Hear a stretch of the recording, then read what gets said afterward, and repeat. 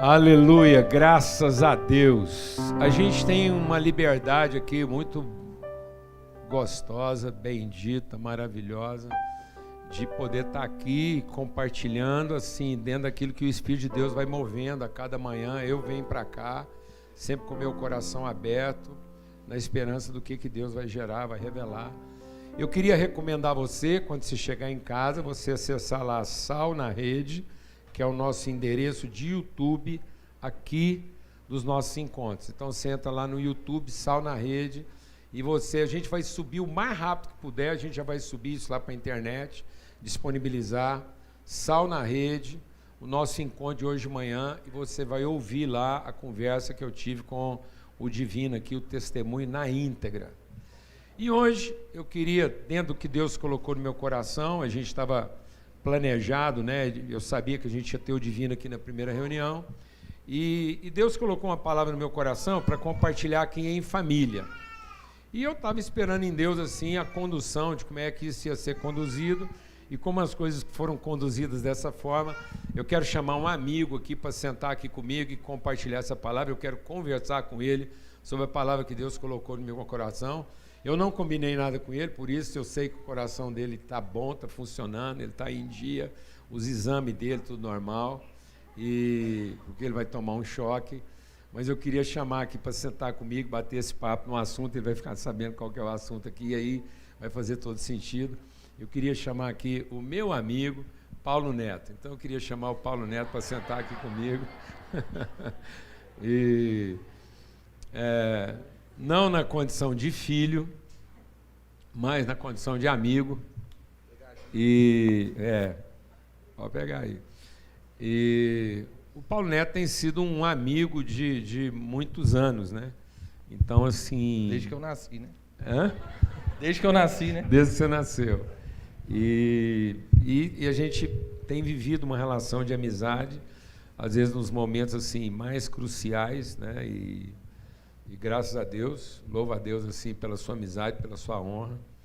E aí eu quero ler um texto aqui, como testemunho de amizade para os irmãos. Eu acho que Jesus veio para ensinar sobre amizade. E aí ele vem ensinar sobre amizade, ele faz, eu só faço aquilo que eu vi meu pai fazer. E ele veio ao mundo para ensinar sobre a amizade. E a amizade tem o elemento essencial da amizade não é a lealdade. O amigo não é leal. O amigo é fiel. Membro de quadrilha é leal. Lealdade é uma característica de formador de quadrilha. Eles fazem pactos de lealdade. Lealdade é como você responde num acerto a um interesse. Então, a lealdade define um interesse em comum. A fidelidade revela que você tem interesse no que é comum. A lealdade diz que você tem um interesse em comum. Então, uma coisa é você ter interesse no que é comum. Isso é fidelidade. Outra coisa é você ter um interesse em comum. Isso é lealdade. Então, o cachorro não é fiel. O cachorro é leal. Porque o cachorro tem com o dono dele um interesse em comum. É uma relação fisiológica de suprimento do interesse.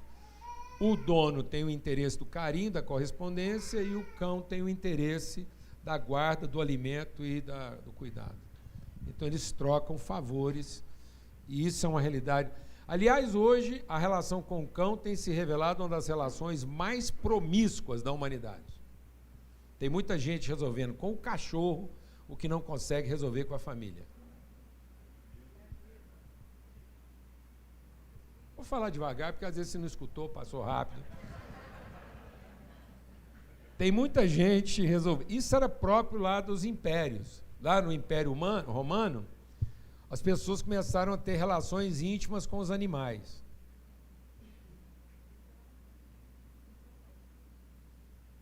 Brabeza, né? Está acontecendo. Devagarzinho. É porque não engravida, senão a gente já teria a prova que está acontecendo mais do que a gente imagina. Então, isso é uma relação leal, porque é uma relação de correspondente de interesse. A relação fiel é quando ela é uma relação tensa, difícil. Muitas vezes na nossa relação o estresse foi grande, porque houve confronto, houve resistência e houve posicionamento no sentido de um lembrar para o outro o que é o compromisso assumido e a palavra empenhada. Né? Então eu queria ler, para orientar nossa conversa aqui, o que está lá em Gênesis. O Noé foi um cara que Deus levantou para ser um empreendedor. E o Noé foi um homem de sucesso no seu empreendimento, ele foi um visionário. Noé conseguiu ver uma solução e uma salvação onde não havia solução. Ele ouviu Deus e Deus falou assim para ele: vende tudo que você tem, constrói uma arca, porque a água vai transbordar. E o Noé ouviu isso, obedeceu Deus, fez a arca e foi a salvação da humanidade. Aí, um empreendedor de sucesso. Estou falando uma língua aqui que todo mundo entende. Aí, no seu empreendimento de sucesso, assim que ele dominou, pós-pandemia, o Noé pós-pandemia, plantou uma vinha. E como ele era um empreendedor de sucesso, a vinha dele bombou. Noé, Gênesis 9, 20. Noé, agricultor, passou a plantar uma vinha. E ele foi lá e bebeu o resultado do empreendimento dele. Então, como ele teve sucesso como empreendedor, visionário, venceu a pandemia, saiu do lado de lá ileso, amém? Reinando em vida, plantou uma vinha, a vinha dele rebentou, ele foi lá, fez um vinho. Quanto será que custar uma garrafa de vinho dessa vinha do Noé hoje, hein? Se alguém tivesse guardado? O que você acha, Zé Augusto? Hã? Não, essa ia dar briga, velho. E aí, ainda bem que nós é da família do Noé, capaz que se tivesse dela hoje, nós dávamos uma bicadinha para experimentar sem pagar nada, 0,800. Aí, tá lá, bebendo vinho, embriagou-se. O sucesso embriaga, entorpece, alucina, deixa o cara doidão. Não é a desgraça que embriaga, a desgraça muitas vezes constrange. A desgraça fragiliza.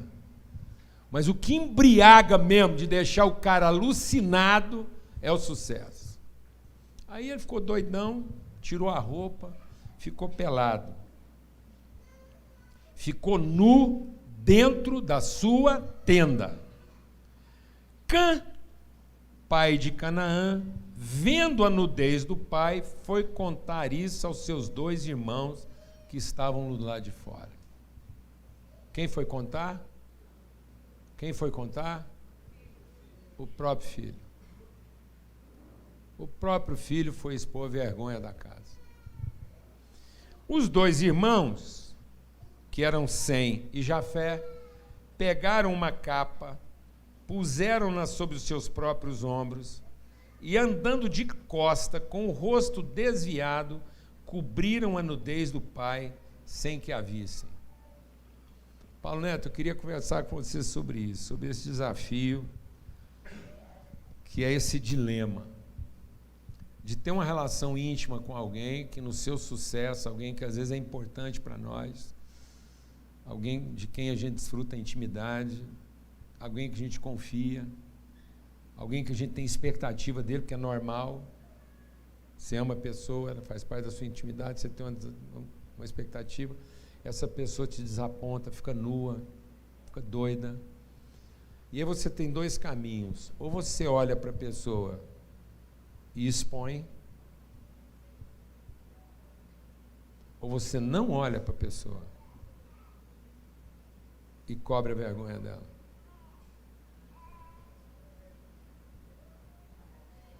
A gente viveu isso algumas vezes na nossa vida. Eu sei que muitas vezes na minha vida, estando certo ou não,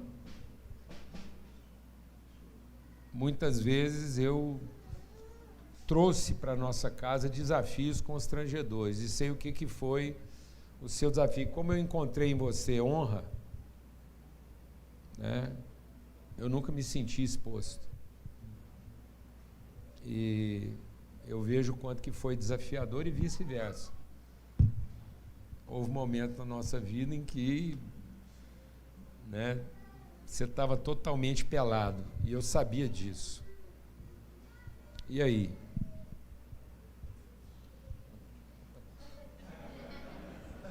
Como é que foi isso para você?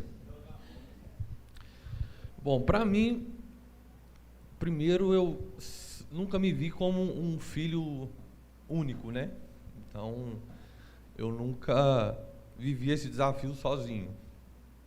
Que eu acho que foi um dos segredos daquilo que o Senhor me ensinou como e que é o caso aqui, né? Pai, do 100 já. Então, talvez, se eu fosse um filho que me sentisse sozinho diante dessa situação, eu teria saído gritando, falar, o velho surtou.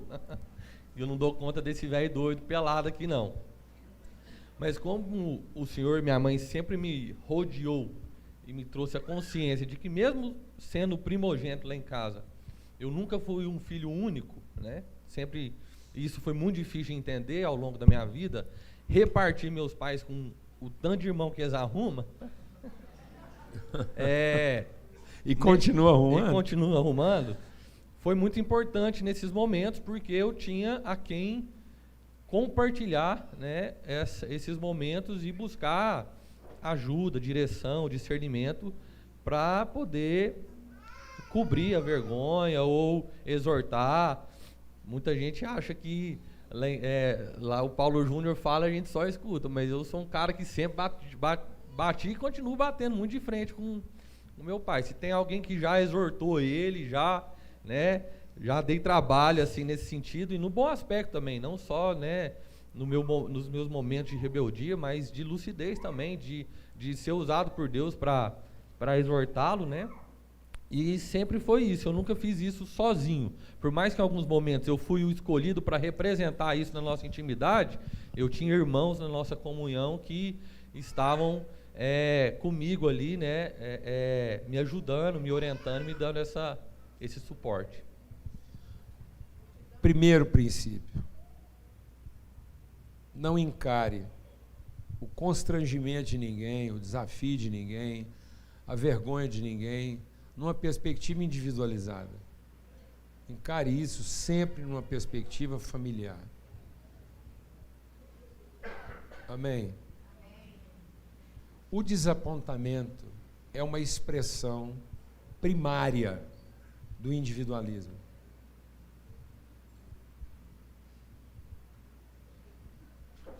Toda pessoa desapontada é individualista. O desapontamento denuncia o nosso individualismo. Porque toda pessoa com mente comunitária nunca se sentirá desapontada, sempre se sentirá responsável. Então, o nosso senso de amargura e desapontamento é diretamente proporcional à nossa individualidade. Porque a primeira coisa que a comunidade vai curar de você é o direito individual. Porque você nunca terá direitos individuais sobre seu pai, sobre a sua mulher, sobre seu marido. Sabe por que seu marido é pesado? Porque ele é seu marido. Se ele fosse nosso marido, ele não era tão pesado. Ontem eu conheci um rapaz de joia, bem intencionado, e ele está assim meio com os olhos iluminados por uma moça da nossa família. E com toda a razão, porque ela é de iluminar os olhos mesmo. Estou falando de uma filha. Ele teria problema, algum tipo de problema, se ele não fosse iluminado. Aí ele está lá todo, aí ele me conheceu, aí ele, Então. Estou empolgado. Aí queria saber se eu estou numa boa. Eu falei assim, bom, se você entender que você está falando com o seu sogro. Aí falou assim, aí mudou de conversa. Eu falei, então. Ela não é alguém que eu conheço. Agora você está conversando com o seu sogro, se você tiver tempo eu vou começar a te apresentar seus cunhados. Amém, irmãos? Glória a Deus. É isso. Amém? É desfrutar dessa relação familiar de fato, né? E entender que a igreja é essa família, né? Essa comunhão. Isso foi, bom, falando da nossa realidade familiar lá de casa, isso foi sempre um grande desafio, mas que também foi cura, né?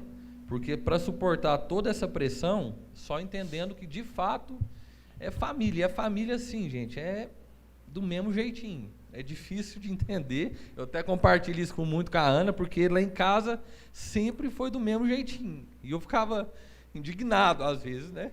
Eu ficava assim, não tem lógica, porque meu pai chegava, não, mas é seu irmão, é seu irmão, é seu irmão. Eu falava, não é, ué. Não é, eu sei que não é. Não vem com esse papo pra mim, não. Aí, tipo, vai vir um irmão aqui morar aqui em casa e vai ficar uma semana.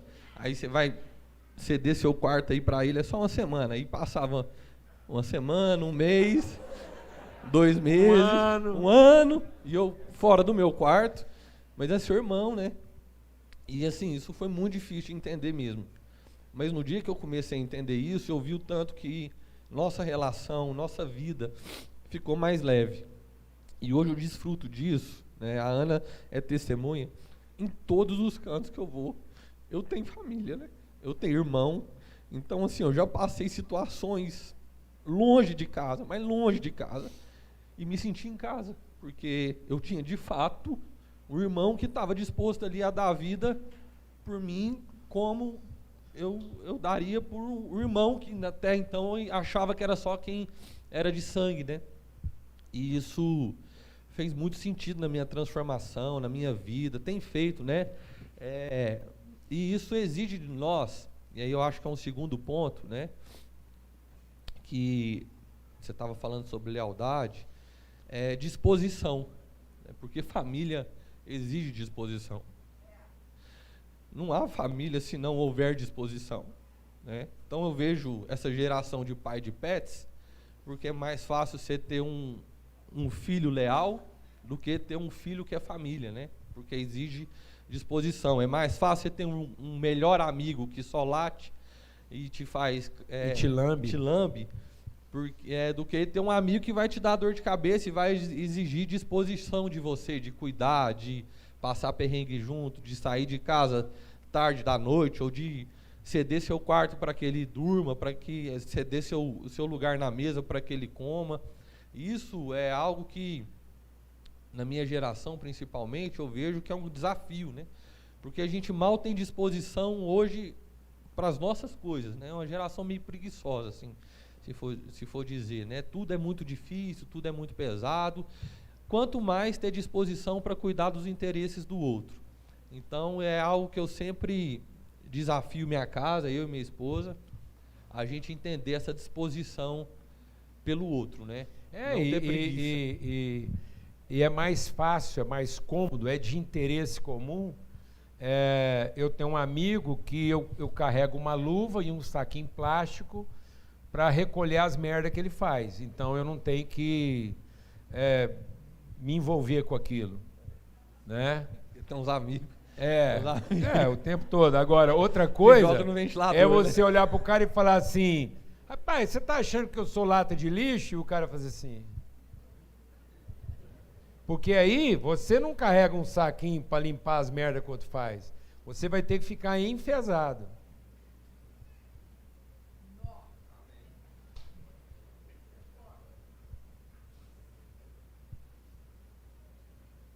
Amizade é quando você consegue ficar enfesado e não ser enfesado. Uma vez eu estava conversando com um irmão que veio me entregar o outro. E pensa um cara enfesado. Aí ele chegou lá para entregar, para dar a ficha. Aí a hora que ele terminou de dar a ficha, eu falei assim, por que você está nesse estado, rapaz? Seu irmão?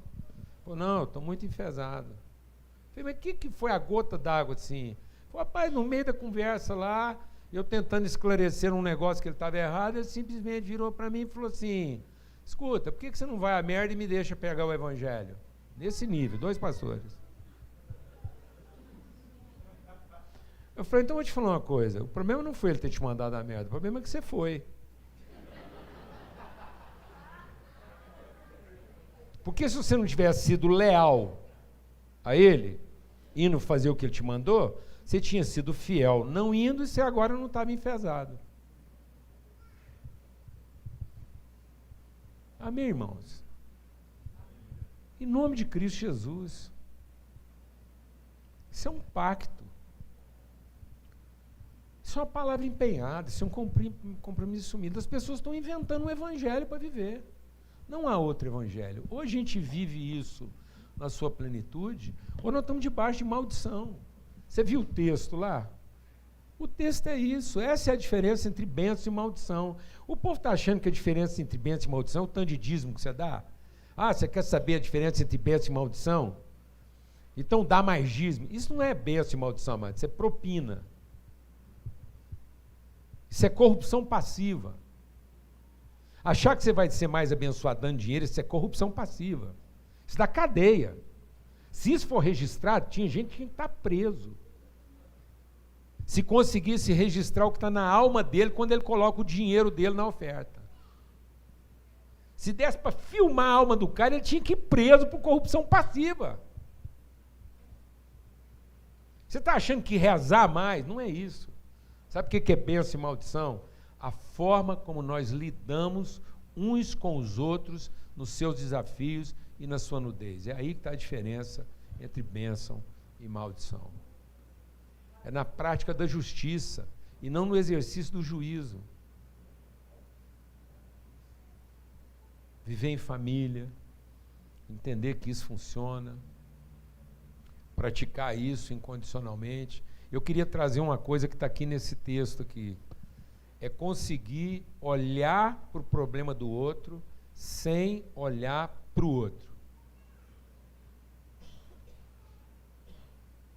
É conseguir ver o desafio que o outro está passando sem sentir o constrangimento da nudez que ele está expondo. Isso é um mistério na vida. Se você conseguir fazer isso, você está encontrando o caminho da bênção e da maldição. Não seja tão rápido no diagnóstico quanto você deveria ser rápido na responsabilidade.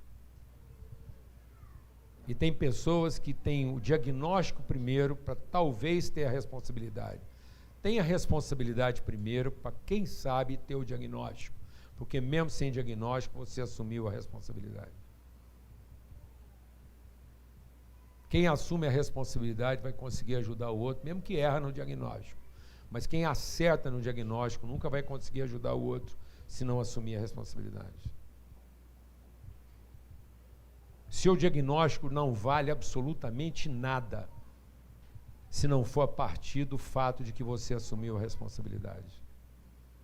Uma vez nós tivemos que resolver uma pendega muito grande entre irmãos. Grande. E um dos irmãos que mais poderiam ajudar no problema não queria. Ele só queria entregar o diagnóstico.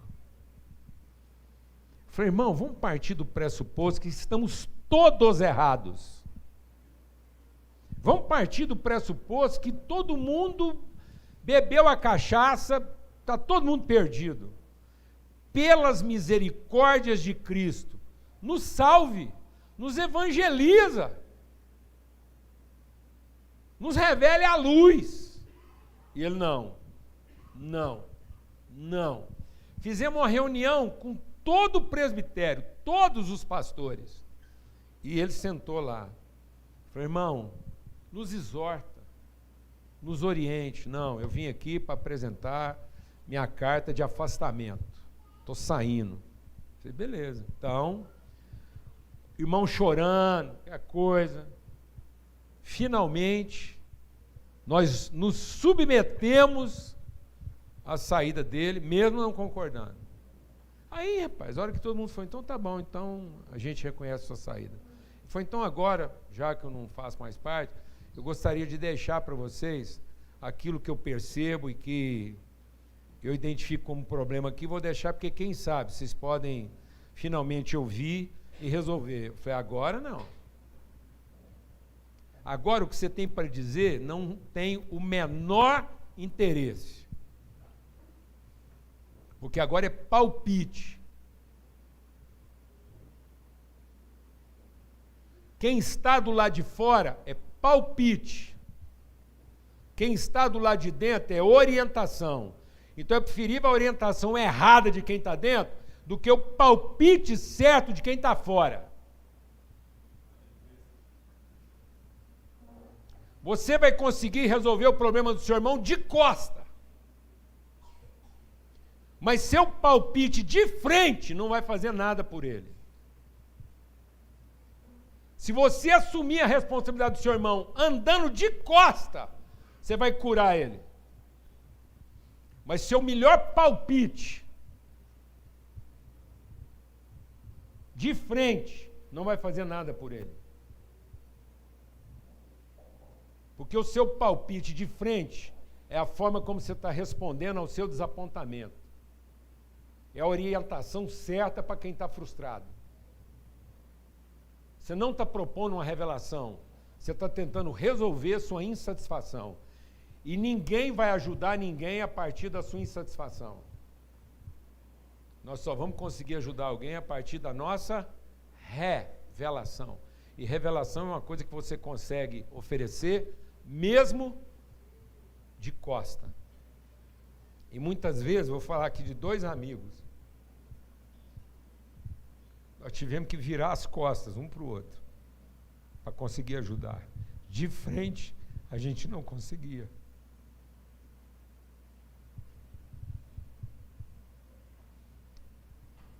De frente, a gente não teria conseguido ajudar. Quando Paulo Neto fala que a gente já se confrontou e confronta muitas vezes, é porque toda vez que a gente tem que se confrontar, a gente se confronta de costa. Porque se eu e ele tiver que se confrontar de frente, a gente destrói um ao outro. Porque eu estou diante de um homem forte e ele está diante de um homem forte. Nós não criamos filho para ser fraco. Se ele me bater de costa, eu aguento. Se ele me bater de frente, ele me destrói.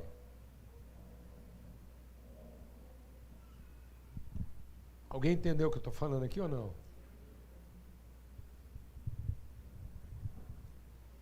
Se eu der um tranco nele, de lado, nós dois, eu consigo tirar ele de um caminho ruim, corpo a corpo. Mas se eu tentar confrontar ele, eu o destruo. E ele, com 3 palavras, me destrói, porque ele sabe exatamente onde pegar. Eu sei dele o suficiente para acabar com todos os argumentos dele em alguns segundos. E ele me conhece o suficiente para me deixar mudo em alguns segundos. Foi isso que o cão fez.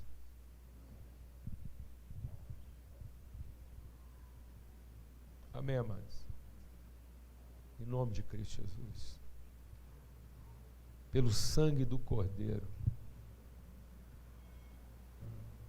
Que a gente consiga cobrir uns aos outros nos seus momentos mais desafiadores. Mas que nós não sejamos aqueles que expõem uns aos outros no momento em que eles estão precisando da nossa ajuda. Glória a Deus. Faz isso na sua casa. Seja amigo dos seus filhos. Não se esconda deles.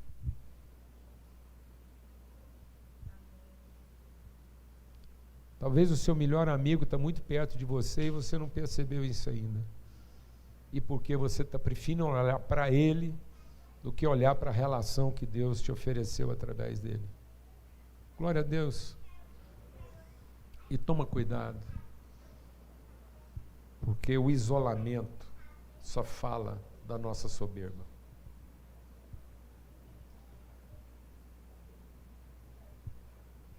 Vergonha não é sinal de humildade. Vergonha é sinal de orgulho.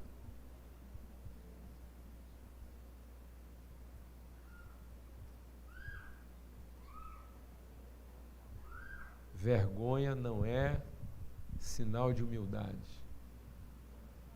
Vergonha é sinal de orgulho, vaidade, soberba, individualidade.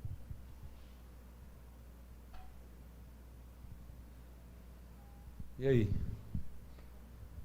Surpresa boa. Mas eu sabia que você é um cara sem vergonha, que você ia topar. Então aqui estão dois amigos sem vergonha. Matando a saudade.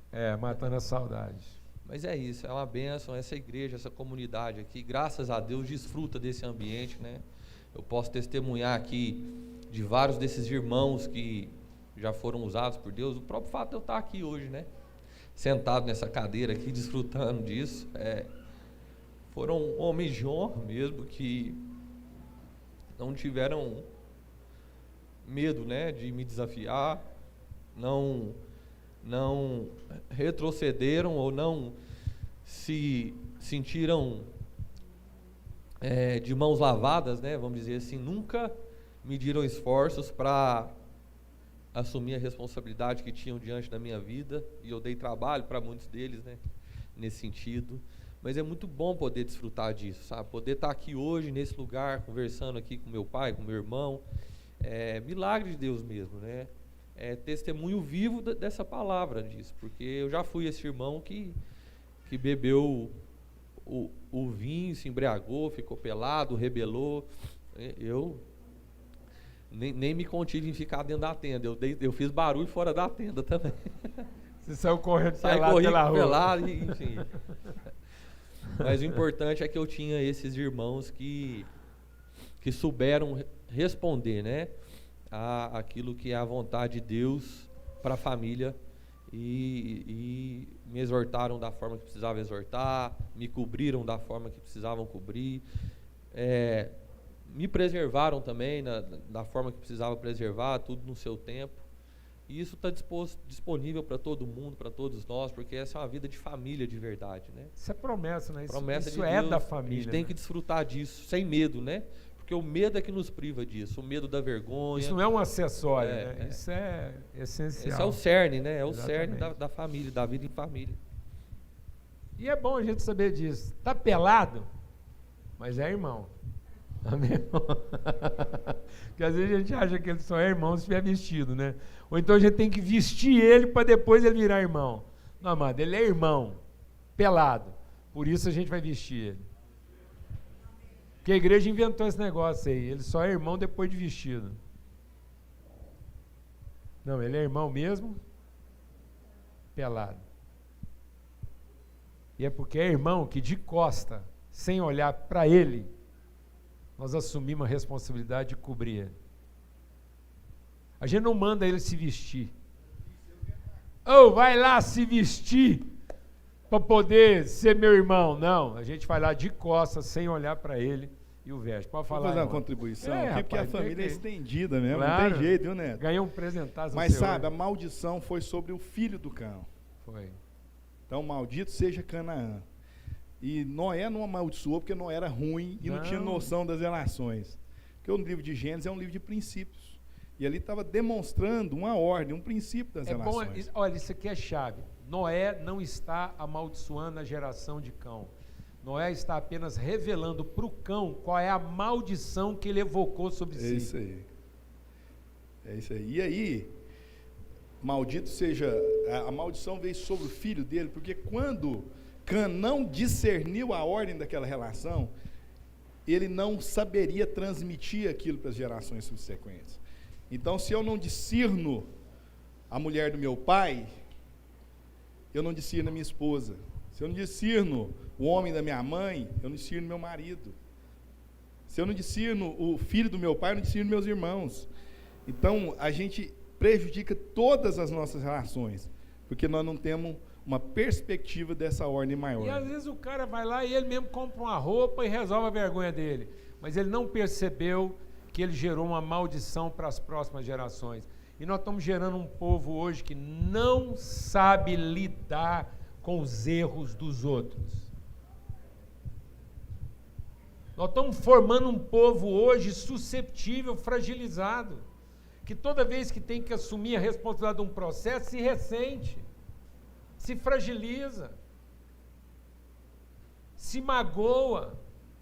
Uma vez eu estava conversando com a senhora, Dona Conceição, perguntando para ela qual que tinha sido a receita, né, de um casamento duradouro. Ela falou assim: meu filho, sabe qual que é o problema da sua geração?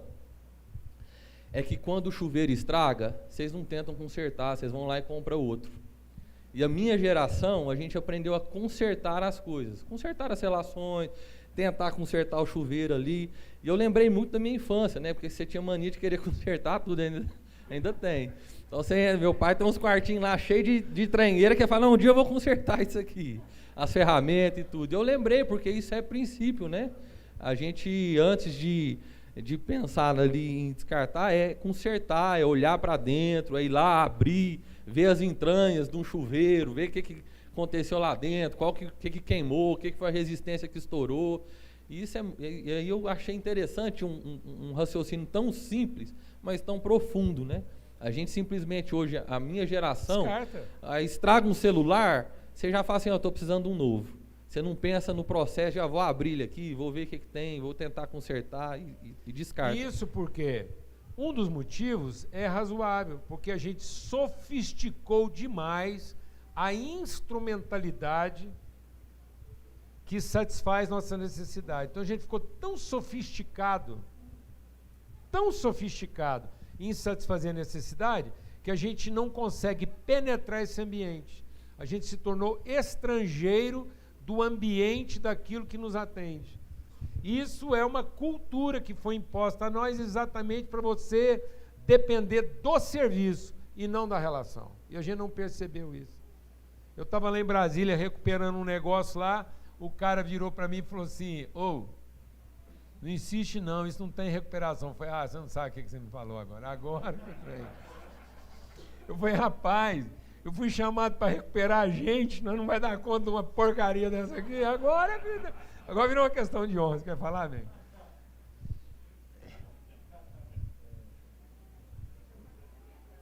Não? Eu acho que está quase acabando aqui, mas a gente, o que você falar também, né? Agora, ou você foi a testemunha mais próxima disso? Eu diante dessa oportunidade aqui, eu fiquei pensando, né, como mãe, como irmã do Paulo Neto, espiritual, irmã do Paulo Júnior, meu marido, e veio latente no meu coração, e eu quero repartir esse conceito. Aprendei de mim. Esse é o convite de Jesus Cristo para cada um de nós. Irmãos, todo o Evangelho, toda a palavra de Deus é para a gente tomar uma decisão de vida. Vinde a mim, vós que estão cansados e sobrecarregados. E a sequência dessa fala de Jesus é: e aprendei de mim. Então, irmãos, não insistam, todos nós precisamos aprender sobre o reino de Deus, sobre espiritualidade, sobre o eterno, porque nós não sabemos sobre essas coisas. E vendo Paulo Neto emocionado falando, porque eu sei, assim, o Paulo Neto, ele só tem jeito de manso, porque tem um domínio próprio muito desenvolvido. Mas o Paulo Neto não tem nada de manso. Todo mundo fala assim: Paulo Neto é tão manso. Falei que você não é mãe dele, eu conheci ele antes disso. Mas porque eu vejo o esforço que o Espírito Santo nos dá, porque é isso que o Espírito Santo faz na nossa vida. Quando nós temos intimidade com a palavra e com a ação prodigiosa do Espírito Santo, ele nos lembra primeiro quem nós somos e nos capacita a ser esse aprendiz dessa palavra. Irmãos, a gente fala de conselho lá em casa, quem anda com a gente com conselho, acha até que a gente é meio lunático. Mas você tem conselho para tudo? Eu falo: graças a Deus. Graças a Deus, porque senão eu não sou salva de mim mesmo. Eu preciso andar em conselho. Eu tenho conselho com meu marido para determinadas coisas, aliás, tudo, né, amor? Com os meus filhos, com irmãos, com irmãs, porque nós estamos aprendendo a viver como Deus quer que a gente viva.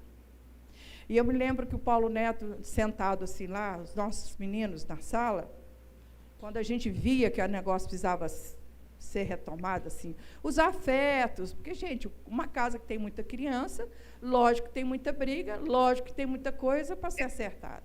A gente falava assim, amor, esse final de semana a gente precisa dedicar para as crianças, sim. A gente precisa fazer um movimento aqui, um coração do outro. A gente nominava isso de, eu e Paulo Júnior, noite do concerto. A gente sentava as crianças assim em volta, depois do almoço, do jantar, e falava assim, agora a gente vai falar um para o outro o que a gente acha um do outro. Só virtude, defeito não.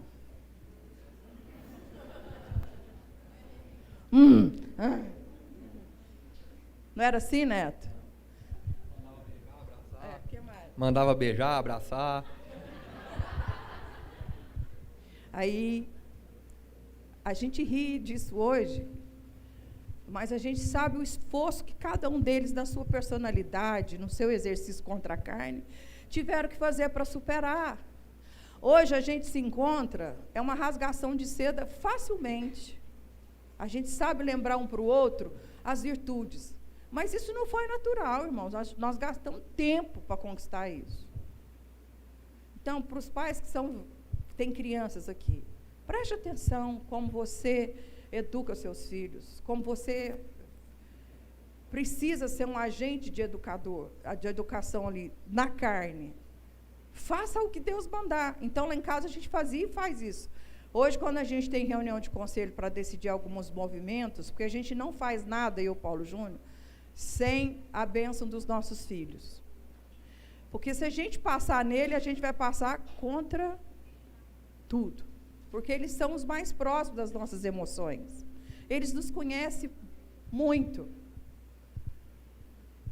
Quando a gente tem que fazer esse movimento de sentar, buscar uma direção para algo novo, implantar algo novo, comprar algo novo, hoje isso é fácil, porque a gente não tem mais desconfiança um do outro. A gente sabe que o conselho que vier ali, ele vai estar, às vezes, comprometido um pouquinho nas emoções, mas nós somos adultos e todos nós temos uma decisão em Cristo Jesus. Hoje nós somos uma família, todos os meus filhos confessam a mesma fé que a gente. Mas isso custou, isso não é que custou no sentido pesado, isso nos fez a crer em princípios, e princípios praticados é bênção experimentada, não tem jeito. Mas eu queria concluir aqui dizendo, tenha consciência que você precisa ser educado, eu preciso ser educado em todas as coisas. Não tem ninguém aqui, o Paulo Júnior começou esse tempo aqui dizendo, não tem ninguém espontaneamente bom aqui. Não tem ninguém, não sei onde você já chegou. Mas vamos viver aprendendo a ser humilde e manso de coração. Amém? Amém. E dá tempo. Às vezes você fala assim, meus filhos já são grandes, como é que eu resolvo isso? Da mesma forma, senta e abre o coração. Eu preciso, ontem eu abracei uma moça, ela falou assim, pastora, eu não sei te abraçar, eu não sei abraçar, você viu que eu sou dura? Porque a minha mãe nunca me abraçou, eu falei, então vou te abraçar para você chegar na sua casa e abraçar a sua mãe. Porque a sua mãe não teve ninguém que ensinou ela a abraçar. Coisas simples, do afeto a gente não sabe fazer. Elogio, dizer que o outro é bonito, ou dizer de outra forma, por exemplo, quando o Paulo Júnior fala assim, amor, essa roupa não te promoveu, eu rasgo ela, porque eu sei que o negócio não ficou bom. Amém, irmãos? Hoje eu estava saindo de casa, vesti uma camisetinha lá, Alan olhou para mim e falou assim, não está te promovendo. Aí eu dei uma olhadinha na roupa que ela estava, falei, eu vou pôr uma no tom, que aí não tem. Quero ver se ela fala. Vou andando na mesma palheta, porque ela não tem o que falar. Então ela me cobriu na minha nudez. Irmão, sabe por que tem gente que está sempre pedindo ajuda? Porque nunca parou para pedir orientação.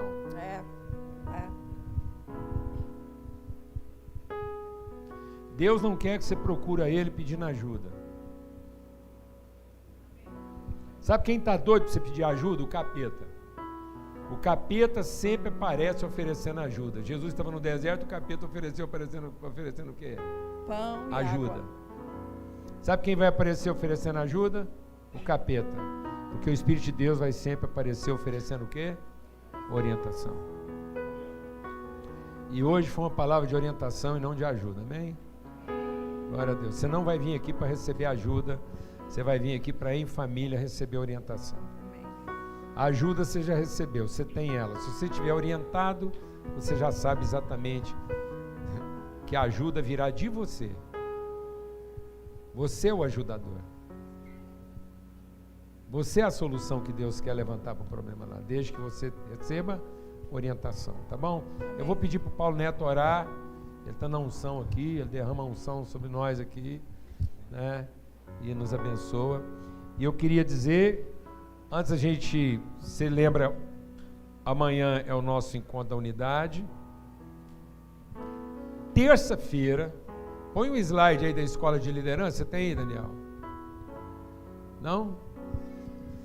Mas a gente vai passar lá para o grupo de liderança, fique atento, porque dia 28, terça-feira, dia 28, terça-feira, começa a nossa escola de liderança Sal da Terra em todo o território nacional.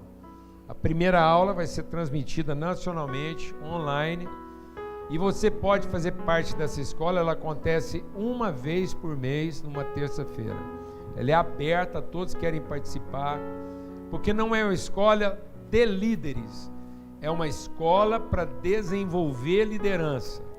Então, se você quiser aprender, receber um conteúdo para desenvolver princípios de liderança, vale na sua empresa, vale no seu negócio, vale no seu ministério, para qualquer idade. Se você quiser participar de uma escola de formação de liderança, terça-feira, dia 28, às 20 horas, a nossa aula inaugural. Depois você pode participar mensalmente, tá bom? Amanhã o nosso encontro da unidade, dia 6, Homem ao Máximo. E aí depois a gente vai deixar, assim que terminar tudo aqui, a gente vai deixar estampado aqui o nosso QR Code, o nosso número de conta, para todos aqueles que têm compromisso com o nosso custo aqui de trabalho, para a gente continuar fiel ao que Deus nos colocou para realizar. Você é bem-vindo com a sua responsabilidade, tá bom? Você conseguiu mandar lá para ele o negócio da escola de liderança? Ó, e os livros? Cadê os livros? Tá aqui, ó. A gente tem feito um trabalho de entrega de conteúdo selecionado. O primeiro trabalho está sendo feito lá, Ministério Sal da Terra, Ministério Mesa Preparada, Ministério Sal da Terra e Dizuscope. Nesse esforço, a gente produziu lá o Lugar Mais Seguro da Terra, foi recorde de venda lá no Dizuscope. E na sequência, eles produziram um outro livro aqui do Larry Crabb, que a gente conversou lá e recomenda. Material de consulta, senta, tira um tempo, chega de regra, vai estar lá na saída disponível. E o Culpa e Graça, por favor, mesmo que você não está acostumado a ler, só tem 2 livros dentro, mas a gente está reeditando. Nós estamos fazendo uma reedição de Culpa e Graça, com o nosso prefácio lá, graças a Deus, uma literatura que você vai ter lá depois. Então está lá na saída, quem quiser receber está aí, tá bom? Em nome de Jesus. E aí depois fica aqui o QR Code aí. Você conseguiu mandar lá, não? Pro Daniel? Daniel, tá aí. Põe aí o slidezinho aí. Aí, ó. 28 de fevereiro, tira uma fotinha aqui. Se você quiser participar da escola de líderes, tá aberto lá. Então, escola de liderança, saldaterra.com. Ó, anota aí, escola, a foto não vai sair não, mas escola de liderança, saldaterra.com. Gravou? Escola de liderança, saldaterra.com. Você entra lá, tem todas as informações, você pode escrever. Netão, ora por nós. Amém. Vamos ficar de pé?